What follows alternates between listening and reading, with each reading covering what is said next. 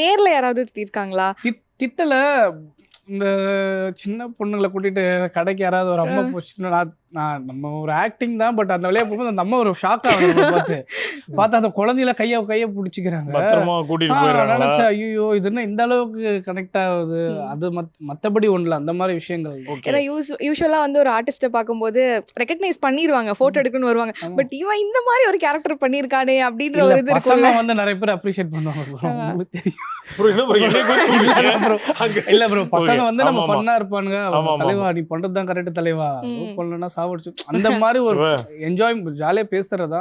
மத்தபடி யாரும் திட்டலாம் இல்ல. நேர்ல வந்து ஏன் இப்படி நடிக்கிறீங்கன்னு சொல்லல, நல்லா பண்றீங்க. அந்த கேரக்டருக்கு அந்த கேரக்டருக்கு வந்து நீங்க அம்மா இருக்கிறப்போ வந்து மத்தவங்க திட்டினதுக்கு அம்மா கவலைப்பட்டாங்க. பட் அம்மா அந்த கேரக்டர் பார்த்து திட்டினாங்களா, ஏன்டா இப்படி எல்லாம் தப்பு பண்ற, ஏன்டா இப்படி நடிக்கிறேன்னு கேட்டாங்க. உனக்கு ஒரு வாய்ப்பே கிடைக்கலையா அப்படி, வேற கேரக்டர் இல்லையான்னு கேட்டாங்க. பட் படிப்படியாக தான் வர முடியும், புரிஞ்சுக்கிறாங்க. ஸோ சினிமான்றது பெரிய கடல் அது.